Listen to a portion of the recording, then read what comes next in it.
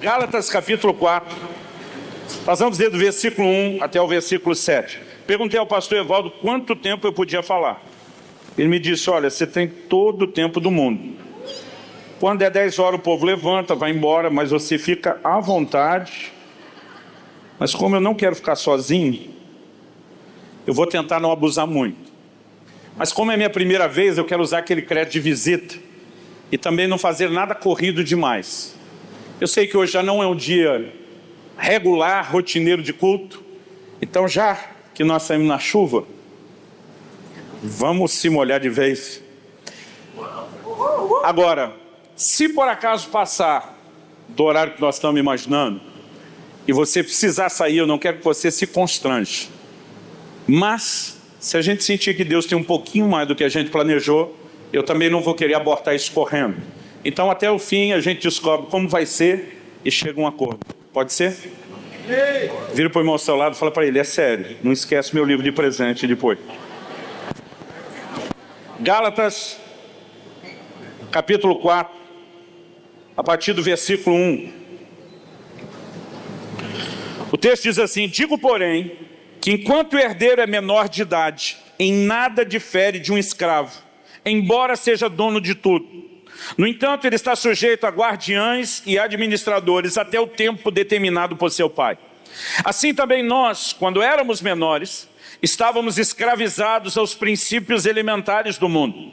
Mas quando chegou a plenitude do tempo, Deus enviou seu Filho, nascido de mulher, nascido debaixo da lei, a fim de redimir os que estavam sob a lei, para que recebêssemos a adoção de filhos.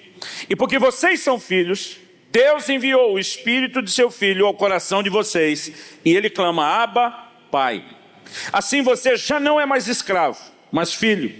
E por ser filho, Deus também o tornou herdeiro. Amém. Glória a Deus. Pai, nós clamamos a ação do Teu Espírito, o Espírito Santo da verdade, iluminando os olhos do nosso entendimento, guiando-nos não apenas na compreensão, mas na aplicação da palavra, que venha aquela aplicação personalizada que só o Senhor pode produzir dentro de cada um de nós. Pai, nós oramos que aquilo que o Senhor falou por boca do profeta Isaías também se cumpra, que a Tua palavra cumpra o propósito para o qual tem sido enviada. E desde já nós nos antecipamos em Te dar glória, honra e louvor, pela certeza daquilo que o Senhor fará. Nós oramos em nome de Jesus. Amém. Amém. Eu olho para esse texto e percebo algumas palavras que podem ser classificadas como chaves. A palavra filhos, a palavra herdeiros, mas também a frase aqui, até o tempo determinado, ela é de suma importância. E não podemos deixar de fora a ideia e o conceito, que depois de no versículo 1 e 2, Paulo falar de algo que os estudiosos discutem, se era um costume ou uma lei no Império Romano, ele usa isso como uma alegoria que tem aplicação a nós. No versículo 3 ele começa dizendo, assim também nós. Então nós precisamos de fato entender qual é a abordagem e a sua aplicação. Se o que Paulo cita nos versículos 1 e 2, que o filho, enquanto herdeiro, ainda que seja dono de tudo, ele está nivelado a qualquer escravo na casa, ele tem que ficar debaixo do cuidado de guardiães, de administradores, até o tempo determinado pelo pai. Se isso era costume ou lei, para nós não importa. Na literatura antiga nós encontramos referências de que em certos lugares do Império Romano isso era lei. Mas também em outras literaturas encontramos referências de que isso era costume. Provavelmente essa variação podia depender da região. Mas o fato é que Paulo usa isso, costume ou lei, como um paralelo espiritual, como uma lei espiritual para nós. Então o que era para eles já não importa mais. O que importa é que isso é um paralelo, é uma alegoria, uma parábola que diz respeito a gente. Uma análise do texto, aquela linguagem bonita e técnica que os teólogos gostam, numa exegese do texto, a gente precisa reconhecer que a intenção inicial de Paulo é falar que no tempo da lei nós estávamos como esse filho que é tratado como escravo. Mas que agora, vindo à plenitude do tempo em Cristo Jesus, nós somos elevados ao status do filho que já pode desfrutar da sua herança. Basicamente, essa é a razão primária da comparação que ele faz. No entanto, nós não podemos negar que mesmo para nós que já estamos vivendo a nova aliança, sendo tratados como filhos e herdeiros, ainda tem um paralelo que cabe para nós.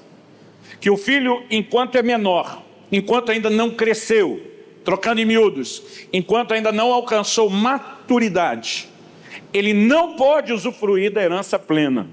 Ainda que seja dele por direito, o pai restringe até um tempo determinado e diz, vamos garantir que essa criança tenha desenvolvido primeiro o básico, através do cuidado, né, a versão atualizada diz tutores e curadores. Então havia cuidado, mas havia também educação, havia ensino.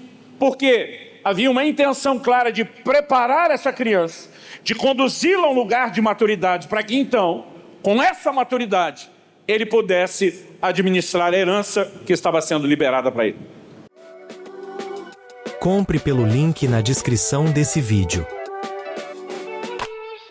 Nós precisamos entender que na vida cristã há alguns princípios que são essenciais se a gente quer viver tudo aquilo que Deus tem para nós. A igreja oscilou entre dois extremos. Entre a época em que deixou de entender que toda a relação com Deus era baseada na fé. E cerca de 500 anos atrás, na nossa clássica e histórica reforma protestante, voltou-se a levantar a bandeira de que o justo é salvo pela fé, não é pelas obras. E a mensagem da fé foi gradualmente sendo restaurada. Até décadas recentes, onde o ensino sobre a fé ganhou uma proporção nunca antes vista. Um movimento que no mundo inteiro, principalmente na década de 60 e 70, começou a trazer uma clareza do entendimento sobre fé. Nos tirou de um extremo, eu diria que para outro. Qual é o outro? Tem muito crente que acredita que tudo que ele precisa para conseguir tudo que Deus tem para ele é mera e simplesmente fé. E eu quero te dizer que isso não é verdade. É lógico que sem fé nós não vamos a lugar nenhum. Sem fé é impossível agradar a Deus. Nós não vamos receber nada do que Deus tem para nós sem fé. Agora, isso não significa que só fé seja tudo que nós precisamos. Em Hebreus 6,12, a Bíblia fala que nós temos que nos tornar imitadores daqueles que pela fé e perseverança herdam as promessas. Você não vai herdar a promessa só com fé. Você precisa de fé e perseverança, ou, dependendo da versão, longanimidade, paciência, porque fé e perseverança caminham de mãos dadas. O apóstolo Pedro escreve no capítulo 1, no verso 5 da sua segunda epístola, e diz, acrescentai a vossa fé. Então a fé já está lá porque ela é vital, ela não está em discussão, mas ele diz, acrescente, some, aumente algo mais a fé, acrescentai a vossa fé. E ele começa a falar de algumas virtudes, entre elas ele fala do conhecimento. E à medida que ele vai falando dessas virtudes, ele diz assim, porque se em vós houverem e abundarem essas coisas, vos será amplamente concedida a entrada no reino eterno de nosso Senhor e Salvador Jesus Cristo. Significa que para entrar lá, eu e você vamos precisar mais do que fé. Não tem jeito de chegar lá sem fé, mas não há nenhuma proposta bíblica que nos ensine que para chegar lá, a gente faça isso só com fé. E um dos ingredientes para viver a plenitude do que Deus tem para nós é maturidade. No entanto, essa é uma chave tão poderosa e ao mesmo tempo tão ignorada. Eu não diria desprezada, porque a maioria de nós não deixa isso de lado por um desprezo intencional. Mas muitas vezes, por ignorar sua importância, a gente não valoriza. É lógico que eu quero falar dessa chave de acesso à herança plena, que é a maturidade. Mas eu vou pedir uns minutinhos seus de paciência, para antes de falar do caminho para a própria herança, a gente valorizar um pouco a própria herança. Por quê? Culturalmente falando, nós somos um povo que na sua grande maioria desconhece o que é herança. Meu pai, quando foi para a glória, deixou um terreno parcelado que não estava quitado e um carrinho velho. Nos deu o melhor legado de fé e educação que eu poderia ter e eu sou grato a Deus. Mas dinheiro mesmo, ficou pouca coisa que a gente fez questão que mamãe consumisse. Né? Em outras palavras, não ficou nada para os filhos. Eu sou um exemplo de muitos, de várias gerações, que desconhecem na prática o que é receber uma herança. Aquele grupo menor de nós, falando do brasileiro como um todo, que já recebeu uma herança, a grande maioria desse grupo menor nunca recebeu uma herança substancial. Outro dia um irmão veio falar comigo, puxa pastor, tem umas pendências para resolver aí, uma partilha de uma herança. Eu falei, que problemão, hein? A maioria nem tem herança. Ele falou, pois é, mas eu vi que ele não estava animado. Eu falei, meu irmão, me ajuda a entender essa sua falta de empolgação. Ele falou, não, pastor, aqui o que vai ser partilhado é só uma casinha velha, que não vale muito. Eu falei, ainda assim, é um imóvel. Ele falou, pois é, para ser dividido por 25 familiares. Ele falou, eu não sei se o custo da partilha não vai ser maior do que a parte que a gente vai pegar. Em outras palavras, ele não tinha muita empolgação. Agora, ele está no grupo dos que receberam uma herança, mas nada substancial. São poucas as pessoas, ou o percentual daqueles que já receberam uma herança substancial. A maioria de nós olha para a herança como se fosse temática de filme. Aliás, daquela coisa bem utópica. Que quando você vê que alguém da noite para o dia descobriu uma herança que nem ele sabia e ficou milionário ou bilionário, a gente se entretém com aquilo, sente algum segundo de inveja, pensando o que nunca aconteceu comigo, e depois aquilo desaparece da nossa mente. Por causa dessa mentalidade, quando a gente está lendo a Bíblia, que está falando que nós somos herdeiros, essa expressão herança normalmente não nos provoca, não mexe conosco, porque herança não é um assunto que nos empolga, pela razão óbvia de que a maioria de nós nunca vivenciou isso. Agora, não adianta eu valorizar a maturidade como um meio de acesso à herança e você não valorizar a herança. Se você não valorizar o destino, você não vai valorizar o caminho para chegar lá. Então me permita falar um pouquinho da sua herança. Quando a Bíblia diz que nós nos tornamos filhos e, portanto, herdeiros, Paulo, em Romanos 8, ele repete um discurso muito parecido com o de Gálatas 4, com uma exceção. Em Romanos 8,17, ele usa uma expressão que não está aqui em Gálatas 4. Ele diz que nós somos herdeiros de Deus e co-herdeiros com Cristo. A palavra co-herdeiro significa herdeiro juntamente com. Significa que se você quer saber o quão herdeiro de Deus você é só descobrir o quão herdeiro o próprio Jesus é. Porque a Bíblia diz que nós somos co-herdeiros com eles. Nós somos tão herdeiros de Deus quanto o próprio Jesus é. Você acha que isso é coisa pouca? O apóstolo Paulo, escrevendo aos Coríntios, ele diz em 1 Coríntios 3:22, tudo é vosso. Outro dia eu estava falando desse assunto, o irmão falou, não, pastor, esse tudo é meio retórico, não é não? Eu falei, como assim? Ele falou, não é uma linguagem literal. Eu falei, de onde você tirou que não? Olha o versículo todo. Ele diz, tudo é vosso, vós de Cristo e Cristo de Deus. Vamos fazer análise ao inverso. Cristo é um pouco ou totalmente Deus? Ele falou totalmente. Eu falei, nós somos um pouco ou totalmente Cristo? Ele pensou, não sei se ele pensou, pela lei da redenção somos totalmente, pela prática de entrega nem sempre, mas ele falou, somos totalmente Cristo. Falei, pois bem, Cristo é totalmente Deus, é literal, não é retórico. Nós somos totalmente Cristo, é literal, não é retórico. Mas aí quando Deus diz tudo é vosso, aí é literal e retórico. Eu falei, quer dizer que a sua incredulidade define que parte do versículo é literal e que parte não. Eu falei, meu amigo, quando está escrito tudo é vosso, é tudo mesmo. Aí outro falou para mim, não, pastor, mas tem assim o aspecto eterno da herança. Não vamos também confundir as coisas e achar que é tudo para já.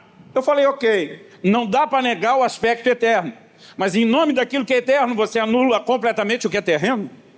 Em 1 de João 3,2, a Bíblia diz assim, agora somos filhos de Deus, e ainda não é manifesto o que havemos de ser.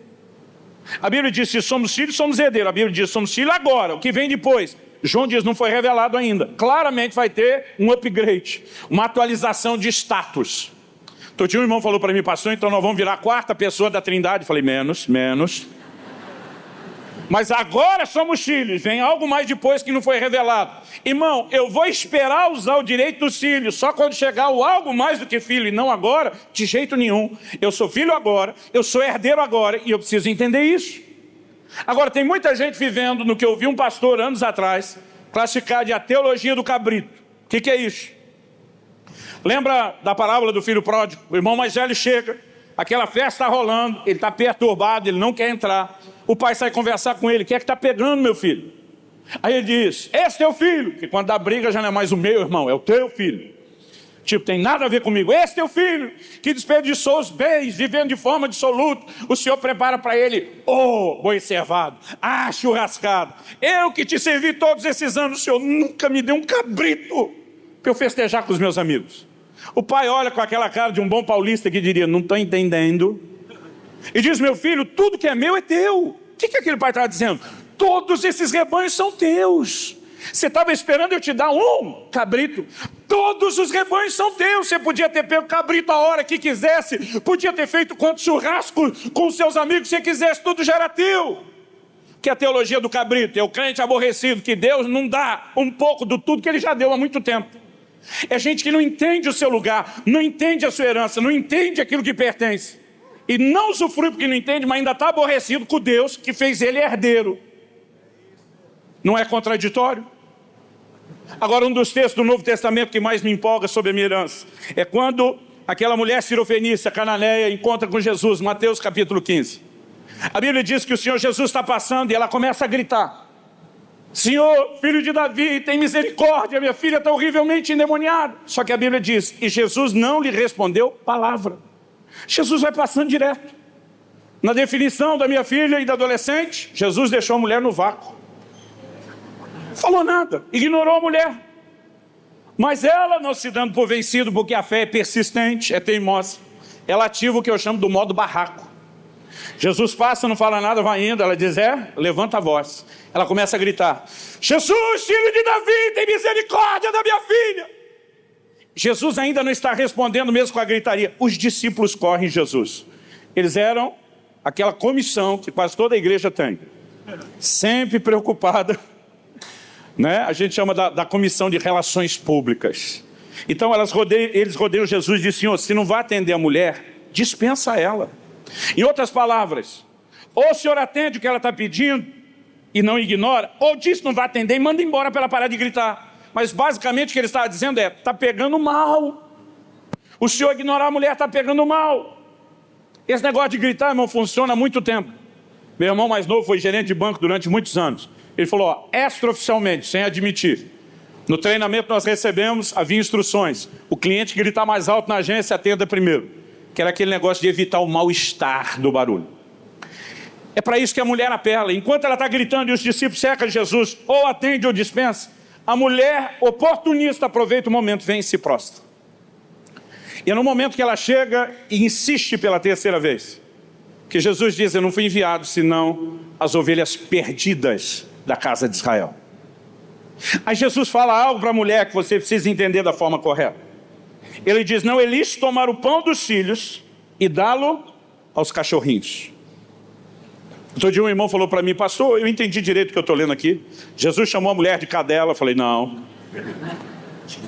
Falou, o que é a parada aqui? Eu falei, olha, cão é um termo pejorativo, negativo na Bíblia. De fora ficam os cães, não deis aos cães o que é santo.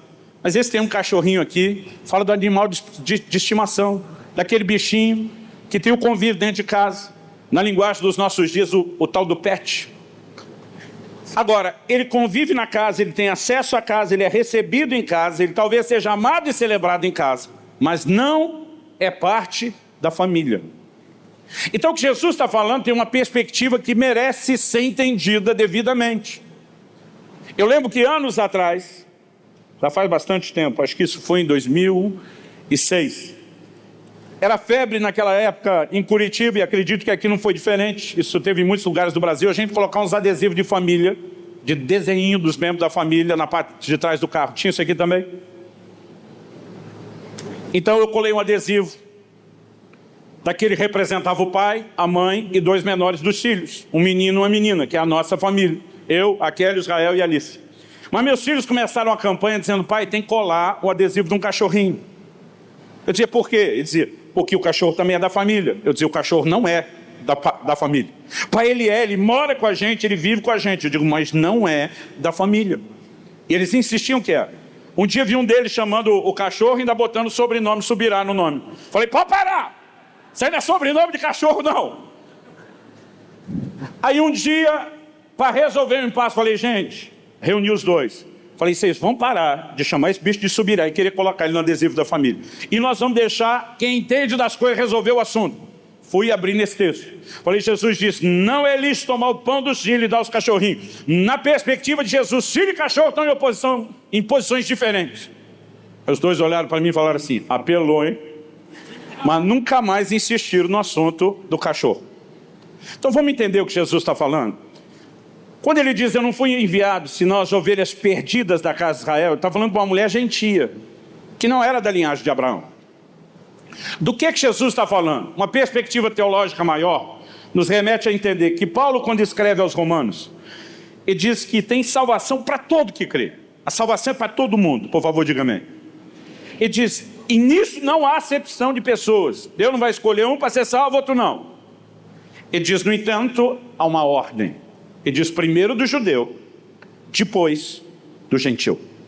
Por conta de uma aliança feita com Abraão, Israel recebe uma oportunidade antes dos gentios. Por isso que João escreve, veio para o que era seu, mas os seus não receberam. Depois disso, então, mas a todos quantos o receberam, e agora nós, os gentios, somos incluídos, deu-lhes o direito de serem feitos seus filhos. Deus não faz distinção de valor entre um grupo e outro, mas havia uma ordem. Então, em Mateus 10, quando Jesus envia os discípulos, ele diz, não parem em aldeia de Samaritano, não saúdem, nem se enrosquem com nenhum gentil, vão antes às ovelhas perdidas da casa de Israel. E Jesus está cumprindo essa ordem. Agora, essa mulher que não é judia está pedindo para ser atendida, e Jesus diz, ei, não é lícito tomar o pão dos filhos e dá-lo aos cachorrinhos. O que é que Jesus está dizendo? Você não é parte da família. O fato de você ter acesso à casa, liberdade, ser benquista, até querida aqui dentro, não faz de você alguém que está na mesma posição dos filhos. E agora ele está falando de Israel. E a mulher não só entende como ela entra no jogo, na parábola. É dizer verdade, senhor. Mas os cachorrinhos comem das migalhas que caem da mesa dos filhos. Ela diz, eu me ponho no meu lugar. Eu não estou na posição de filho, mas cá entre nós, os filhos não estão aproveitando tudo que o senhor está dando. Então, sem usurpar o direito dos filhos, me deixa pegar a rebarba, me deixa pegar um pouco da sobra, daquilo que eles desprezaram.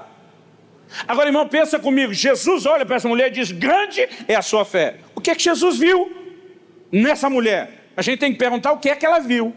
Se com sobra, migalha que cai da mesa dos filhos, já tem cura e libertação para a sua casa, o que é que não está à sua disposição, quando você entender o seu lugar como filho, se assentar à mesa para usufruir aquilo que é seu? Nós temos uma herança gloriosa, mas nós estamos vivendo como escravos, não como filhos.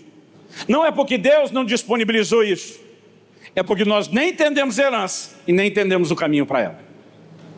Então, se você estiver um pouco mais empolgado com a sua herança, vamos avaliar um dos principais acessos para ela.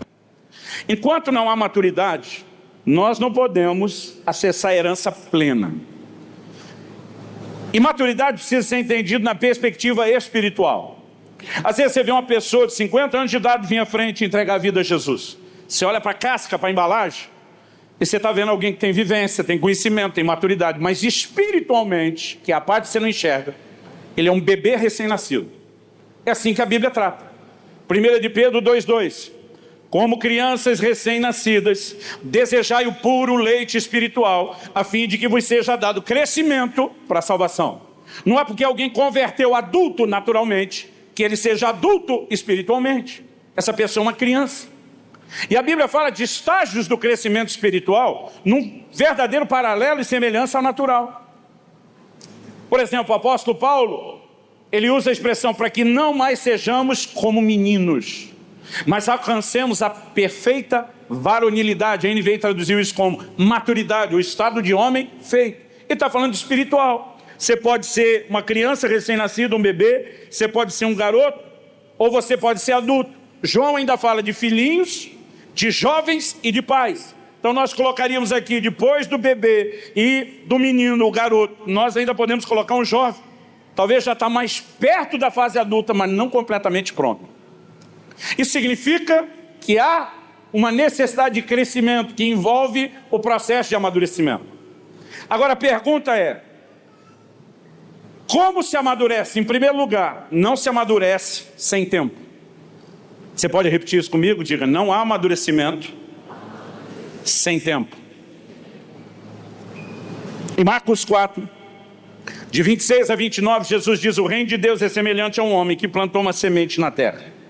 Aí ele diz, quando a semente germina, primeiro vem a erva, depois vem a espiga, depois o grão cheio na espiga, mas só quando tiver maduro é que vai passar a foice para colher. Você não planta num dia para colher no outro.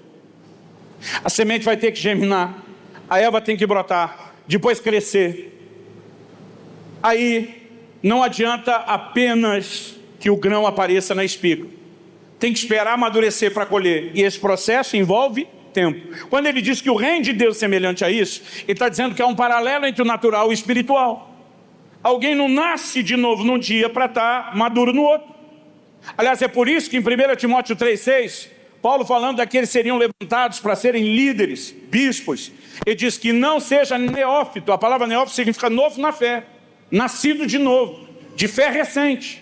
Porque alguém que é novo na fé ainda não teve tempo para amadurecer e poder assumir esse nível de responsabilidade. Então, não há maturidade sem tempo. O que leva alguns de nós às vezes a concluir, então só o tempo resolve tudo? Também não.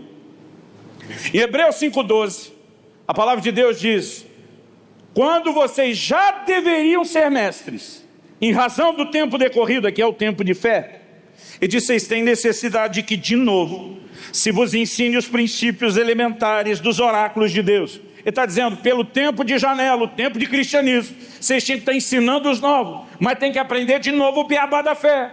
Em outras palavras, o tempo pode passar e alguém pode não crescer e não amadurecer. Então, se maturidade não vem sem tempo, mas só o tempo também não garante, o que é que nós precisamos entender? Processos. Assim como no natural, no reino espiritual, existe processos. Eu creio que Deus quer que a gente entenda isso. Então me deixe dar uma volta, antes de falar dos processos, e fazer uma espécie de, além do ensino bíblico, uma espécie de desabafo aqui. Outro dia um irmão da igreja, num tom bem queixoso, falou para mim: pastor, essa nova geração é muito mimada. Eu olhei para ele e falei, disparei na lata. Falei: quem foi que mimou? Porque eu falei: você está queixando da nova geração ser mimada, mas eu quero saber quem foi que estragou eles. Falei: a escultura saiu ruim e a culpa agora é da pedra. Eu falei: a nova geração só é muito mimada, e eu estou de acordo com ele, pelo menos na perspectiva da nossa geração, porque nós não fizemos direito o trabalho. E onde foi que nós erramos? Em vez de andar pelas veredas antigas, os caminhos pré-estabelecidos, a gente achou que tinha soluções melhores do que aquilo que nos formou, do que aquilo que é o modelo bíblico. E nós nos tornamos a versão dos pais softs. É mais bonito chamar soft do que chamar de mole. Irmão, quando a gente olha para a palavra de Deus, havia uma visão, uma perspectiva de entendimento do que era criar filho, diferente do que nós estamos vivendo hoje em dia. Um dia desse eu falei para um casal querido, gente próxima que eu amo. Eles têm um filho só. Fiz a pergunta: estão pensando em ter mais um filho? Porque você sabe que a vida é uma eterna cobrança. O camarada está solteiro, a gente fica lá: quando é que vai namorar? Está namorando, quando é que vai noivar? Noiva. Quando é que vai casar? Casa. Quando é que vai ter um filho? Tem o primeiro, a gente diz: quando é que vai ter o outro? E aí tem o outro, e vão perguntar sobre o terceiro. Não para. Eu perguntei para esse casal: vocês estão pensando em ter mais um filho? Que o menino já estava um pouco crescido. Mas o pai me respondeu assim, na lata, direto, objetivo, mostrando que não tinha mal o que pensar, porque já tinha pensado bastante. Ele olha para mim e diz: de jeito nenhum. Eu até assustei com a ênfase dele. E eu, curioso, falei: por que não? E ele de novo respondeu na lata, mostrando que não tinha muito mal o que pensar. E disse: porque é muito caro ter filho. Agora vamos analisar o que esse camarada estava dizendo. Ele era o tipo de pai mesquinho, avarento, que não quer gastar dinheiro para os filhos? Não, pelo contrário. Ele é alguém que queria dar tanto do bom e do melhor, que ele já fez as contas. Ele disse: para criar um filho dando aquilo que eu acho que eu deveria dar, eu só aguento pagar a conta de um. Então, ele não está dizendo isso porque não quer investir. Ele está dizendo isso porque ele acredita que ele tem que investir muito. Então, pastor, onde é que está errada a coisa? Se é um pai interessado no melhor do filho, o problema é o que eu e você achamos que é melhor. Às vezes em divergência do que a Bíblia apresenta. Salmo 127 diz, falando dos filhos: bem-aventurado o homem que enche deles a sua aljava. Fala que os filhos são como flechas na mão de um valente. E diz: bem-aventurado o que enche a sua aljava deles. A Bíblia está dizendo que é benção ter muito filho. Você não é obrigado a ter, mas a Bíblia está apresentando uma visão positiva, não negativa. Por quê? O argumento bíblico é: não será envergonhado quando tratar com seus inimigos à porta. Na hora de defender a família, quando tinha qualquer treta com o vizinho ou alguém da sociedade, o camarada que vinha no portão com aquele monte de filho homem atrás, com cara de bad boy, estava com o assunto resolvido. Eles não pensavam na quantidade de ter filho como o que é que a família tem que fazer por filho. Eles pensavam o que é que o filho vai fazer pela família. É uma ordem bem diferente. Nenhum pai pensava, não posso ter mais filho, porque senão vou ter que botar muita comida na mesa. Não, numa época em que eles tiravam o sustento da terra, da lavoura, ter mais filhos significava mais mão de obra. Ter mais filhos significava botar mais comida na mesa e não ter que colocar mais comida na mesa. Você consegue entender a diferença? Ah, pastor, mas nós estamos falando de um tempo muito antigo. Esses tempos da antiguidade da era bíblica. Irmão, eu sou parte de uma geração que não pensava diferente disso. Se você me acha velha guarda, você tinha que ter conhecido meu velho. Meus dois irmãos começaram a trabalhar aos 12 anos de idade. Eu sou do meio. O mais velho e o mais novo começaram aos 12. Foram ser pacoteiro do supermercado, carregar caixa, ralava o dia inteiro para ganhar meio salário mínimo. Eu não tinha essa classificação na época, mas a maneira como analiso isso depois, eu senti que eu tinha, assim, na verdade, uma mente empreendedora. Eu não queria ser empregado, eu queria ser patrão. E eu decidi que eu não seguiria o caminho dos meus irmãos, ralando o dia inteiro, sem nenhuma diversão para ganhar tão pouco. Eu decidi que eu ia ganhar dinheiro me divertindo. Então eu sou de uma época que ainda se soltava pipa. Quem falava pipa ou não? Eu fazia umas pipas grandes, bonitas, e vendia para a turma do bairro do lado, que tinha mais dinheiro do que a turma do nosso. E não só vendia, eu fidelizava o cliente. Porque quando ele levantava a pipa que eu vendia, eu descia com a minha, usando a linha, o cortante, o cerol, não sei o que você chama aqui. E eu cortava a pipa que eu vendia e aparava, que é pegar ela pela rabiola e trazer para você. Aí eu refazia, arrumava a rabiola e vendia de novo, às vezes para o mesmo cliente. Então fidelizava. E às vezes ele levantava a segunda vez, eu cortava ele de novo, arrumava, vendia a terceira. Tudo dentro da lei, porque tinha lei. Acima do poste é guerra, para baixo do poste não pode. Eu sou de uma época que ainda se rodou peão e jogou bolinha de gude. Que chamava bolinha de gude, ô Fubeca? Eu rapelava os amigos na bolinha de gude. E depois que ele ficava sem nada, eu dizia, ó, em vez de comprar nova, eu te vendo as suas pela metade do preço. Depois eu rapelava ele de novo para vender de novo. Irmão, eu só ganhava dinheiro me divertindo. E eu me orgulhava do fato de que eu não ralava que nem meus irmãos, que eu me divertia e ganhava mais dinheiro que eles. Mas um dia, aos 14 anos de idade, eu entro na sala de casa e papai está conversando com o Orlando, um amigo da família. E quando eu passo, oi, tudo bom? E meu pai diz, ei, volta aqui. Cumprimento direito seu chefe, rapaz. Eu falei, meu o quê? Ele falou, seu chefe. Eu falei, não estou entendendo. Ele falou, acabei de te arrumar um emprego, você começa amanhã. Eu falei, pai, quanto eu vou ganhar? Ele falou, não interessa. Eu falei, como não interessa? O senhor sabe que eu estou ganhando mais que meus irmãos me divertindo. Ele falou, e no momento esse é o problema. E diz, trabalho não diz respeito só a ganhar dinheiro, mas formar o caráter de um homem que você não tem noção ainda do que seja. Você tem que aprender a ter horário, você tem que aprender a ter disciplina, você tem que aprender a prestar conta de você, responder a um superior. Isso é parte de um treinamento para a vida, não diz respeito só a ter salário. Ele diz, você começa a trabalhar amanhã, e eu sou de uma época que não se discutia com o pai. Ele diz, e tem mais de hoje em diante. Recebeu o salário, tira o dízimo, que é a parte de Deus. Você vai ficar só com tanto, e o resto vai ajudar em casa. Aí eu fiquei indignado, falei, o senhor não precisa. Ele falou, não sou eu que preciso do dinheiro.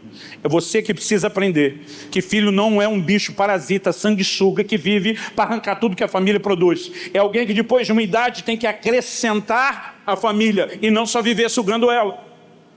Quem está entendendo? Agora nós somos parte de uma geração que achou que os pais jogavam duro. E a gente disse, filho meu não vai puxar carroça como eu puxei. E a gente começou a aliviar a barra para todos eles. Não tem que trabalhar tão cedo, vai estudar. E na hora vaga, ficar jogando videogame. Não criam responsabilidade, não desenvolvem caráter, não têm limites, não sabem aceitar não, não sabem esperar a hora certa. E nós não percebemos uma geração que está crescendo deformada. Isso é altamente preocupante. Por quê? Porque Deus nos trata como um pai deveria tratar os filhos. Ele não te trata como seu pai te tratou. Ele te trata como um pai deveria tratar. E se o seu pai não te colocou limites, você não vai conseguir entender o relacionamento com Deus. Porque Deus não vai te deixar sem limites só porque seu pai não te deu. Não é porque você não recebeu correção que Deus como pai vai deixar de te corrigir. Ele mesmo diz na sua palavra que o pai corrige o filho a quem ama. Por que eu estou dizendo isso, querido? Nós temos uma nova geração que tem vivenciado pouco os processos. Não entende responsabilidade. Não entende um monte de verdades básicas, porque nós aliviamos demais a barra. Então sim, quando o homem está reclamando que a geração é muito mimada, eu pergunto para ele, quem foi que mimou? Porque eu decidi não seguir o mesmo caminho. Eu falei para meus filhos, vocês não vão me amar tanto agora, como quando alcançarem a maturidade e entender melhor o que foi que eu fiz com vocês. Meu filho, aos 8 anos de idade, foi estudar fora. Ganhou uma bolsa de estudos nos Estados Unidos. Eu falei, filho, glória a Deus que a gente não vai pagar o estudo. Mas viver custa. Morar custa. Ah, pai, eu tenho o salário do serviço que eu presto à distância. Falei, ótimo. Mas na hora que você fizer o câmbio, não dá para o começo. Ah, eu tenho um mantenedor que Deus levantou e me abençoa todo mês. Aleluia, glória a Deus por isso. Mas pode juntar os dois juntos e não dá. Ele falou, isso que nós estamos falando de você viver o modo mais simples, barato e econômico da vida de um estudante. Eu vou ter que te ajudar todo mês com valor para acrescentar o mínimo que você precisa para sobreviver. Então vamos ter uma conversa aqui. Agora, deixa eu explicar antes. O jogo foi maduro com meu filho, porque aos 8 anos de idade o menino já estava falando em casar. Então talvez não fosse esse detalhe, não teria sido tão duro. Eu falei, filho, se apaixonou por uma menina que não foi só você. Todo mundo em casa apaixonou por ela. É a filha do meu pastor e discipulador. Eu falei, é a nora dos sonhos da sua mãe e minha. É a cunhada dos sonhos da sua irmã. Todo mundo quer que você case com ela. E eu não tenho nenhum problema que você case logo. Mas primeiro, você tem que aprender a ser homem. Você acha que aos 8 anos de idade tu está muito maduro, mas deixa eu te dizer, você não chegou onde você precisa não. Então, você quer minha bênção, eu vou dar, mas nós vamos acelerar o seu processo. Falei, a geração de meus pais chamava de botar na estufa. Ele me olha e, hã? Ele não entendeu o que era aquilo. Se algum de vocês já viu papai, mamãe, ou vô ou avó embrulhando banana no jornal, colocando debaixo do forno, é disso que nós estamos falando. Acelerar a maturação. Eu falei, vou te botar na estufa. E quando ele me fez, com a cara não entende, falei, vou te explicar com aquele outro versículo apócrifo, que saiu lá do filme Tropa de Elite. Vai ser eu batendo na sua cara dizendo, 02, pede para sair. E vendo até onde você aguenta. Eu falei, então, primeira lição, você tem que aprender a ser responsável. E a primeira área de responsabilidade, seu orçamento. Você tem que aprender a viver com o que você ganha. Então preste atenção. Todo primeiro dia do novo mês que vai iniciar, eu te mando dinheiro. Você tem a obrigação de fazer esse dinheiro durar até o último dia do mês. Porque se você gastar antes do mês terminar, eu não te mando dinheiro antes. Então, como você vai fazer é problema seu. Você pode pegar e dizer, bom, depois de pagar a despesa fixa, sobrou isso para comer. Dividido por 30 é a cota do dia e todo dia você come a mesma cota. Ou de repente você diz, não, vou segurar a onda 4 dias e no quinto eu lavo a alma. Eu falei, você decide como é que você faz. Só não me ligue antes do mês terminar pedindo dinheiro. Porque eu te prometo, eu te garanto, e meu filho sabe quando a gente fala lá em casa, é que nem o decreto dos reis da Média e da Pérsia, é irrevogável. Eu falei, só não me ligue pedindo dinheiro. Fechou? Ele, fechou. Me repita tudo disso, você entendeu o porquê? Repetiu. Primeiro mês tudo bem, segundo mês tudo bem. No final do terceiro mês, a gente falava praticamente todo dia, e ele começa aquela conversa no WhatsApp. Então, pai. Sim, então, pai. Qualquer pai já sabe o que é que vem depois. Eu falei, então o que, meu filho? Ele falou, será que o senhor não podia? Ele falou, eu sei que ainda falta 3 dias para terminar o mês. Mas será que o senhor não podia me adiantar o dinheiro do próximo mês? Eu falei, não. Ele falou, o senhor está sem dinheiro? Eu falei, não, o dinheiro está na conta. Mas então por que o senhor não pode? Eu falei, porque nós temos um trato. Eu só te mando o dinheiro quando vira o mês. Ele falou, pai, são só 3 dias. Eu falei, te digo a mesma coisa. São só 3 dias para você esperar. Ele falou, não, pai, é que, na verdade, meu dinheiro acabou. Eu falei, filho, o problema é seu. Ele falou, não, pai, o senhor não está entendendo a gravidade. Eu não tenho o que comer. Eu não tomei café da manhã hoje, eu não almocei. E eu não tenho pra onde correr, por isso que eu estou te ligando. Eu falei, filho, deixa eu te dizer uma coisa, diante de Deus, eu vou dizer isso para você. Eu falei para ele, jejua. O menino estava lá no IHOP de Kansas City, tinha que pagar 4 horas por dia na casa de oração. Eu falei, você não foi aí para buscar Deus? Eu falei, que eu saiba, tu já fez pelo menos 2 jejuns, 3 dias na água e não morreu. Não é agora que você vai morrer. Ele falou, pai, o senhor está brincando? Eu falei, tô não. jejua. E se você achar que está difícil, já que é fim de semana, não vai ter aula mesmo, já vá para a casa de oração, deita no chão, não precisa nem levantar, passa 3 dias deitado. Porque dinheiro para comida não vou te mandar, não. Pastor, isso não é um pai, é um monstro. Eu diria o contrário, os da atualidade não estão sendo pais, estão sendo moles demais. Eu falei para ele, daqui 3 dias, eu te mando a grana. E botei o menino para jejuar. Jejum compulsório. É lógico que a sabedoria nos ensina a não falar nada para a mãe do menino. Esperei passar os 3 dias. Aí fui conversar com a minha amada esposa, mãe do meu filho. Falei para ela, esse seu filho é uma benção, não é não? Ela, claro que é. Depois que ela já está claro que é. Ela falou, por que você está falando isso? Eu falei, tu acredita que o menino fez um jejum de 3 dias na água? Aí ela falou assim, glória a Deus. Ela falou, glória a Deus. Eu falei, pronto, está preparada. Falei, tá certo que eu tive uma participação nisso. Ela olhou e falou, você é um pai incentivador. Eu falei, amor, agora dessa vez acho que foi mais do que incentivo. Ela falou, como assim? Eu falei, foi meio compulsório. Ela parou e falou, o que é que você não está me contando? Eu falei, não, eu estou te contando. Que o menino jejuou, que não foi só incentivo, que foi compulsório. A parte só que falta terminar é que ele me ligou, dizendo que o dinheiro acabou, para eu mandar dinheiro antes. E eu falei que não. Ele falou, pai, eu não tenho como. Eu falei, jejua.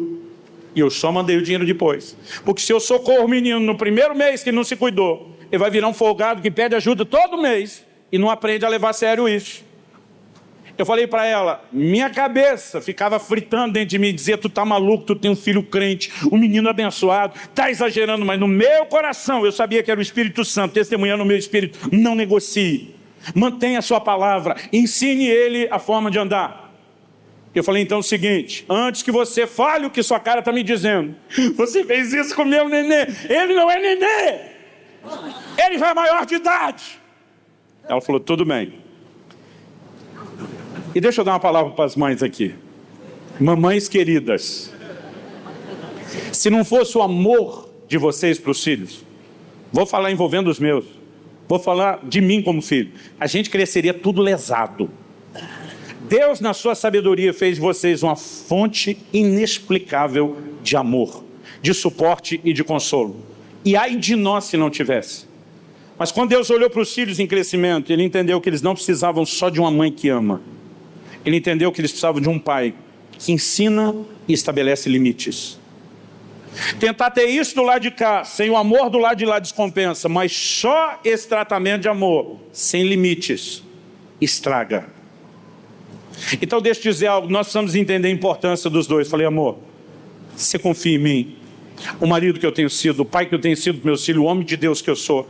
Ela falou, nisso eu confio. Falei, então espere.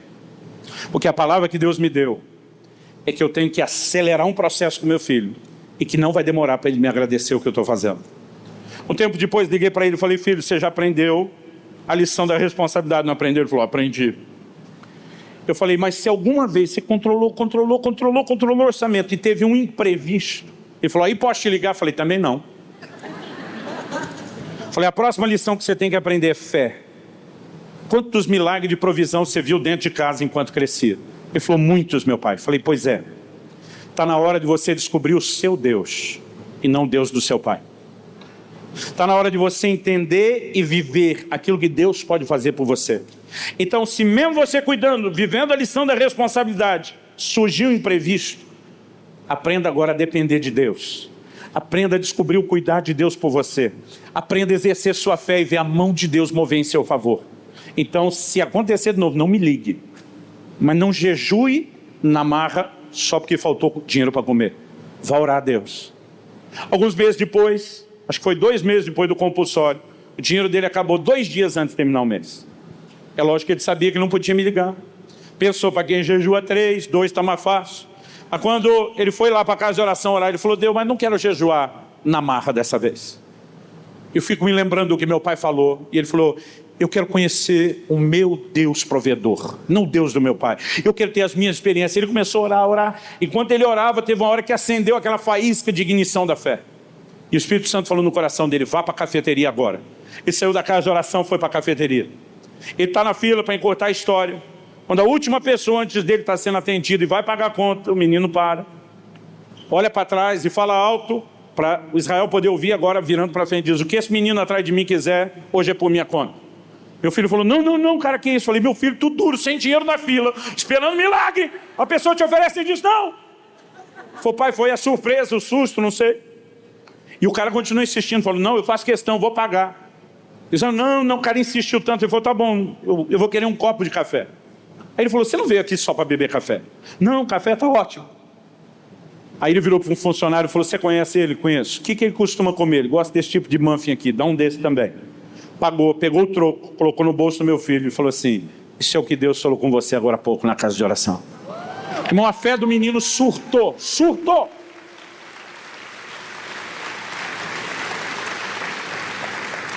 Em um ano que ele ficou em Kansas, antes de mudar para o estado onde ele está, ele teve pelo menos 3 experiências dessa na fila de última hora. Ele começou a viver milagres de provisão. Mas chegou um momento onde ele falou: pai, eu quero a sua bênção para casar. Eu falei: filho, você tem minha bênção. Mas a minha Bíblia diz, minha Bíblia é a coisa mais sarcástica que alguém pode te dizer. Porque a gente pressupõe que não haja Bíblias diferentes. Falei: a minha Bíblia diz: deixará o homem, seu pai, sua mãe, se unirá à sua mulher. Quando você toma a decisão de casar, você está cortando o cordão umbilical. Falei: eu determinei algo e me preparei desde que você era menino. Eu vou investir nos seus estudos até o fim. Não importa quando você casar. Mas eu não coloco um dinheiro para manter a sua casa e a sua família. Então você só vai decidir isso se você tiver cacife de olhar no olho do seu sogro e dizer: eu vou cuidar bem da sua filha. Eu falei: você não tem que dar nada de tão exagerado em termos de conforto no início, mas você tem que dar o mínimo da dignidade para ela. Vamos fazer as contas. Quanto custa a vida de casado, mesmo que você está mudando de estado e o custo de vida ali é mais barato? Qual é o mínimo do mínimo do mínimo que você precisa? E fizemos as contas. E ele descobriu que ele tinha um furo de $500 no orçamento dele. Eu falei: filho, $500 por mês são $6.000 no final do ano. Você não pode casar sem isso. Eu falei: o problema é que entre o seu casamento e até liberar o seu green card, minha filha, minha nora, ela tem cidadania americana. Falei: até você ter permissão de trabalho, porque seu visto de estudante não permite isso, você tem no mínimo 3 meses, pode ser 6. Eu falei: você não pode começar com trabalho formal. Então nesses primeiros 6 meses, pelo menos, você tem o furo do $500. Qual é o plano? Ele falou: eu guardei dinheiro para isso. Eu consigo segurar esses meses. Eu falei: eu não vou te dar um tostão depois. Ele falou: pai, o senhor me ensinou não só a ser responsável, mas depender de Deus. Eu não vou te pedir nada. Falei: ok, vai em frente, tem minha bênção, pode casar. Casou. Voltou da lua de mel. Passou uns dias, acho que na mesma semana, ele me liga, falou: pai, o pastor da igreja da Priscila, com quem ele casou, me fez uma proposta de trabalho. Falei: é mesmo? Falou: é. Ele quer que eu assuma a liderança aqui dos jovens e dos adolescentes da igreja e me ofereceu um salário de $2.500 por mês. Falei: tá de brincadeira, filho? Tu cobre o buraco do 500 e pode poupar $2.000 por mês? Ele falou: seria isso. Falei: seria como? Ele falou: falei para ele que só aceito se for como voluntário, que eu não quero ganhar nada. Falei: meu filho, tu tá maluco? Você tem uma família para cuidar. Ele falou: pai, você me mandou vir para cá com a mentalidade de dar, não de receber. Você me ensinou não só a ser responsável, mas ser um homem de fé e um homem que ouve o Espírito Santo.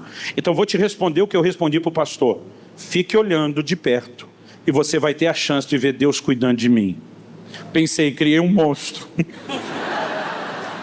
Fiquei imaginando as dores de barriga que eu dava nos meus pais quando eu decidia dar os passos de fé. Para encurtar a história, naquele mesmo mês que ele rejeitou o salário, ele postou uma canção no canal dele no YouTube, que em um ano teve 50 milhões de visualizações. A canção puxou os outros vídeos do canal e, encurtando a história, só de monetização do YouTube, ele recebeu no primeiro ano mais do que o salário que a igreja teria oferecido. Mas não foi só isso. Esse menino tem vivido de milagre atrás de milagre. No início de 2018 ele me liga e diz: pai, lembra do jejum compulsório? Eu falei: lembro. Ele falou: lembra que um dia o senhor disse que eu ainda ia te agradecer? Eu falei: tenho certeza que isso vai acontecer. Ele falou: pois é, eu achei que ia demorar, mas eu estou ligando para te agradecer. Ele diz: eu não estaria onde estou hoje em Deus. Eu não seria o homem que eu sou hoje para minha casa, se você tivesse jogado mole em vez de duro comigo. E disse, naquele momento que você me obrigou a jejuar, se o Senhor tivesse escolhido aliviar, o Senhor teria me poupado de algo muito mais valioso. E diz, mas porque o Senhor não preferiu me poupar do desconforto, o Senhor me permitiu descobrir maturidade. Eu falei, você conseguiu entender isso na época? Ele falou, não, pai. Eu falei, você ficou com raiva? Ele falou, raiva eu acho que já é muito. Eu fiquei um pouco indignado. A primeira coisa que eu pensei foi, que pai é esse que nega comida para o filho?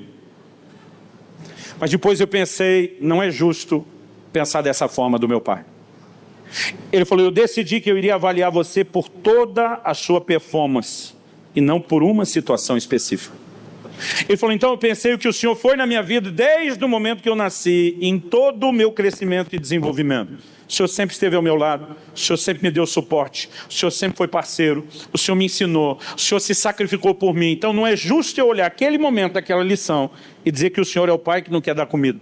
Falei, até porque quem comeu a comida antes do meio terminar foi você, não fui eu. Ele falou, pois é. Ele falou, então eu decidi dar o voto de confiança no seu histórico, pensando, ainda que eu não entenda o que eu estou passando agora, meu pai é alguém digno de confiança.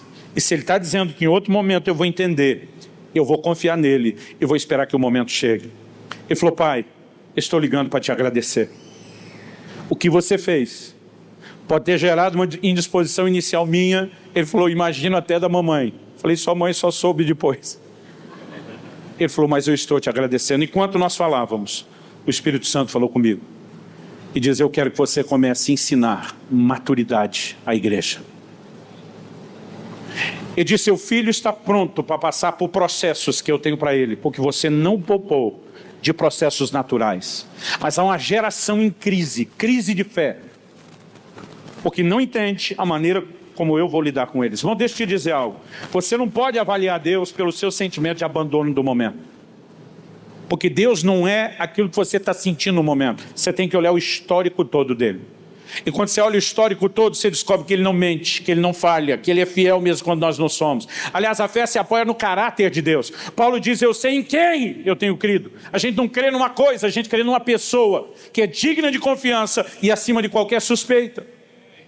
Então eu estou aqui hoje não apenas para te dizer que você precisa entender processos, mas que o Pai Celestial não vai te poupar dos processos. Porque Ele prefere deixar que você passe pelo desconforto do que ao poupar você do desconforto, poupar você da maturidade. Agora, uma geração que já não tem mais isso em casa, não entende a relação com Deus. Aí vai ler Tiago 1:2. Irmãos, tende por motivo de grande alegria, passados por várias provações. E ele não entende. Porque papai me mimou, me criou dentro de uma bolha, não deixou passar por nada, porque o Deus amoroso deixaria. E o filtro para entender Deus foi comprometido por uma experiência errada de criação. Não tem jeito de voltar lá e recriar nenhum de nós, já aconteceu. Mas se a gente não enxergar aonde estão os erros que aconteceram, nós não vamos conseguir acertar a relação com Deus. Maturidade requer processo e Deus te ama tanto, a ponto de olhar e dizer, porque eu quero a sua versão integral e completa, eu não vou te poupar de desconfortos momentâneos, para que você no final possa ser muito mais do que aquilo que é agora. Eu já tive momentos no ministério que você não tem noção do que eu passei. Me lembro de momentos que Deus me mandou vender tudo que tinha, investir no reino e trabalhar sem salário, levar uma família para cuidar. Pensa num Deus que me esticou ao extremo.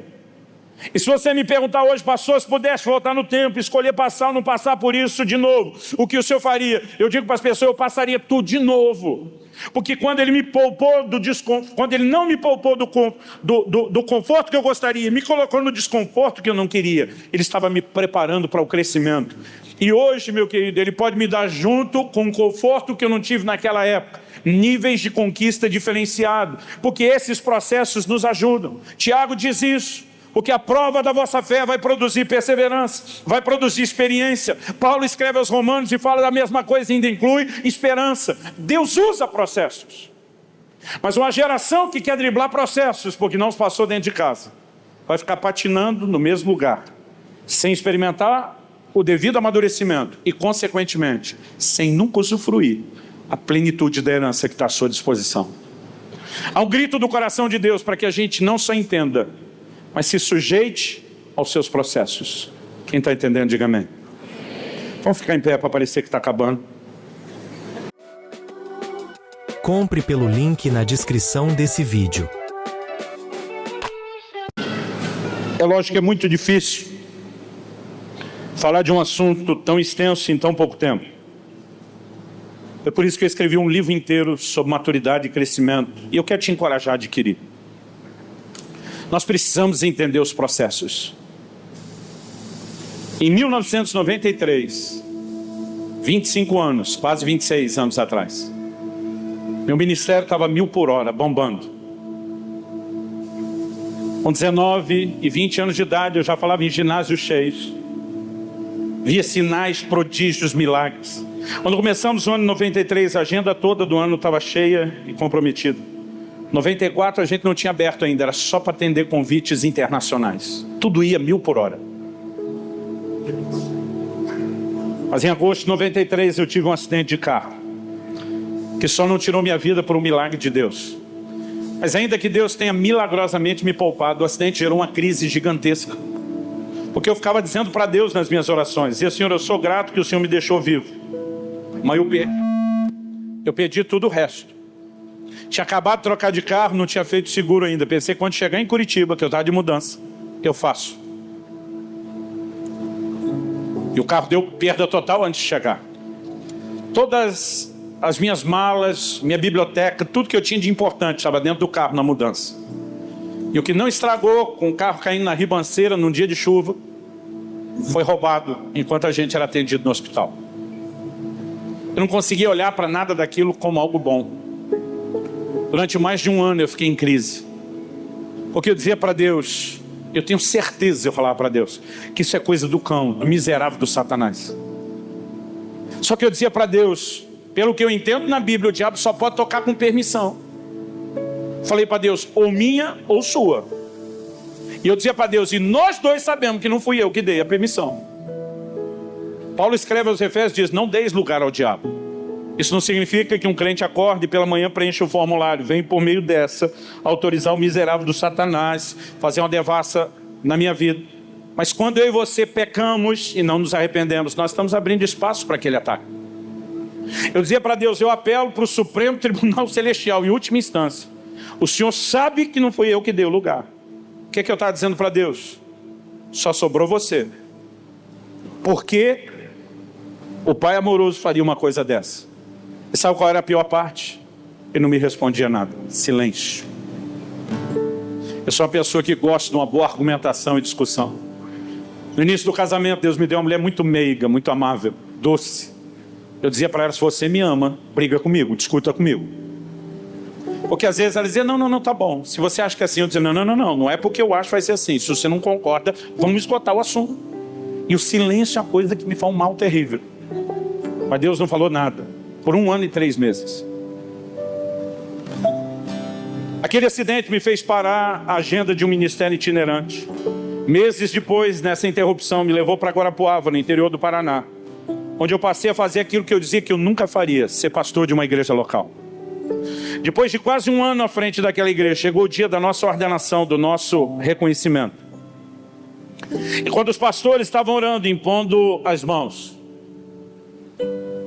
eles começaram a liberar palavras proféticas. Miguel, Tomás, Francisco, você conhece a turma toda. Mas um deles, o Francisco, quando impôs as mãos e começou a falar, eu nunca tinha visto ninguém revelar, na linguagem do bom pentecostal, o profundo e o oculto do coração de alguém, como fizeram comigo. Esse cara falou dos segredos do meu coração. Mas ele entrou num nível assim tão profundo que depois, num outro momento, fui falar com ele. Falei, cara, que profecia foi aquela? Que eu nunca vi na minha vida uma coisa que nem aquilo. Ele falou para mim, eu não estava profetizando. Eu falei, como que você não estava profetizando? Se aquilo não é profecia, era o quê? Ele falou, Luciano, na hora que eu impus as mãos sobre você, eu tive uma visão aberta de um anjo de Deus ao seu lado. Eu falei, como assim visão aberta? Ele falou, vi como você está me vendo. Ouvi o anjo falar comigo como você está me ouvindo. Ele disse, e esse anjo que se colocou em pé do seu lado, disse, fui enviado da parte do Deus Altíssimo, Todo-Poderoso. Falou, porque você tem uma preocupação muito grande com esses ministérios, apontou para mim e para os outros 2 colegas. Mas ele disse assim: o Senhor quer tranquilizar o seu coração e manda te dizer que eles estão no lugar certo, na hora certa, fazendo a coisa certa. Eles estão nas mãos do Senhor, não há motivo para que você se preocupe. Eu entendo a preocupação daquele pastor. Eu brinco que hoje nem eu teria ordenado eu mesmo daquela época. Mas depois de gerar essa tranquilidade, o anjo aponta para mim, estava do meu lado e disse: quanto porém a estes? E foi aí que o caldo entornou para o meu lado. Ele disse assim: ele é rebelde, ele não aceita o tratamento de Deus na vida dele. Eu nunca tinha ouvido essa expressão, tratamento de Deus.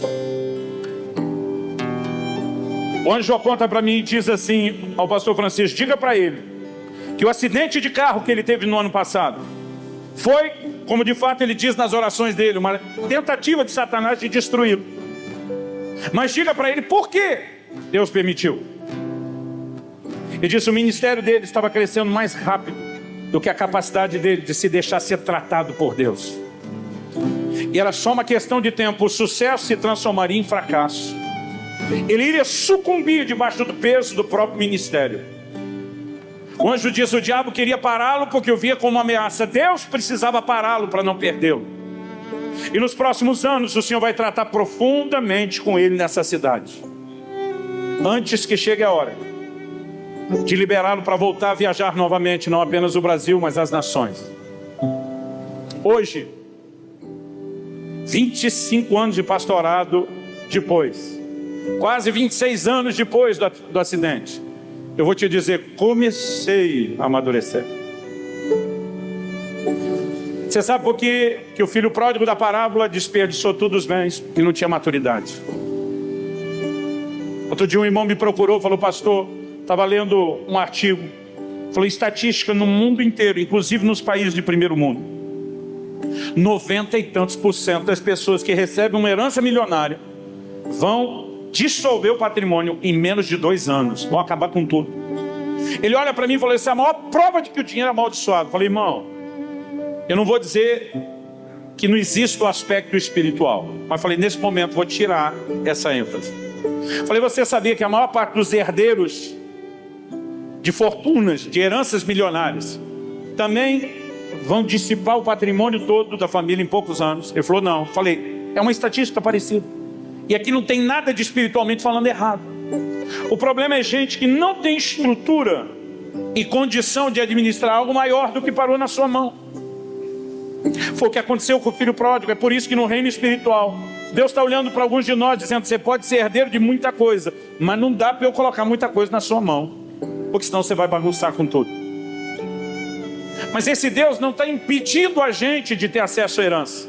Ele está colocando uma exigência que primeiro a gente amadureça, para que depois a gente nem desperdice a herança e nem se arrebente no meio do caminho. Você consegue entender a diferença? Esse Deus está olhando para mim e para você dizendo: eu quero que vocês cresçam. Eu vou fazer tudo que estiver no meu poder e no meu alcance para que vocês cresçam. Mas vocês têm que se sujeitar aos processos. Enquanto fazem isso, têm que confiar em mim. Foi gostoso ouvir meu filho dizendo: pai, eu decidi te dar o voto de confiança. Eu sabia que chegaria o dia em que eu conseguiria entender o que o Senhor fez. E nessa hora Deus me fez lembrar de eu tomando a mesma decisão. Eu não entendo esses processos todos, mas eu decido confiar que Ele sabe o que faz, que Ele está no controle. E que vai chegar o dia onde eu não apenas vou entender, mas eu vou ser grato a Ele. E se eu pudesse voltar numa máquina do tempo lá atrás, escolher passar ou não passar de novo tudo que eu passei, eu passaria tudo de novo. Mas hoje é fácil falar isso para você. Na época não. E há muitas pessoas aqui hoje que estão sentindo, tomando emprestada a palavra dos médicos, as dores do crescimento. Deus está te esticando em algumas circunstâncias que estão sendo difíceis, especialmente se você é um filho que foi muito poupado de processos. Sua dor agora deve estar sendo maior do que a dor de quem não foi poupado de processos. Mas esse Deus que te ama tanto, a ponto de dizer: eu não vou te poupar do desconforto, porque eu não quero te impedir de ter a plenitude. Ele não apenas quer que você entenda essas coisas, Ele não apenas quer que você confie nele, mas Ele tem bálsamo para derramar sobre o seu coração e a sua alma hoje. E eu não quero que a gente termine antes de orar. Eu creio que você consegue perceber a presença de Deus nesse lugar. A doçura com que o Espírito Santo se move nesse lugar é o amor do seu Pai querido, dizendo: eu não quero que você desfaleça no meio do processo. Então, onde você estiver, eu não vou chamar ninguém à frente, porque eu não estou falando isso para alguns. Nós estamos falando para uma larga escala de gente aqui, em níveis diferentes. Eu quero que, enquanto os músicos ministram, você ore. Não cante, ore. Eu quero que você fale com Deus e permita Deus falar o seu coração. Eu quero que você creia que você está num ambiente não só de encorajamento emocional, mas de conforto sobrenatural. A Bíblia não manda isso em nenhum lugar, mas de preferência eu pediria que você ficasse de olhos fechados, que nada te distraia. Começa a falar com Deus. Eu pedi para você ficar em pé, mas faz isso como você achar melhor. Em pé, sentado, de joelho, em voz alta, em voz baixa, como você achar melhor. Coloca seu coração diante de Deus. Enquanto você faz sua oração, do seu jeito, com as suas palavras, eu quero orar por você, mas você não precisa nem ouvir a minha, faça a sua. Espírito Santo, agora é contigo e somente contigo. Eu tentei compartilhar aquilo que o Senhor me orientou da melhor forma possível. Mas se o Senhor não vivificar essa palavra, terá sido só um discurso, só uma palestra. E nós precisamos de mais, muito mais do que isso. Sopra teu fôlego de vida. Vivifica a tua palavra em nós. Traz entendimento espiritual. Traz aquela aplicação personalizada que te clamamos no início. E cumpre o propósito pelo qual tua palavra tem sido liberada. Não apenas aqui e agora. Porque ao sairmos deste lugar não queremos te tratar como uma torneira a ser fechada ou interruptor de uma lâmpada a ser desligado. Nós clamamos graça e favor do Senhor sobre cada um neste lugar. O teu toque, o teu conforto. Espírito Santo Consolador. Clique e veja mais vídeos como esse.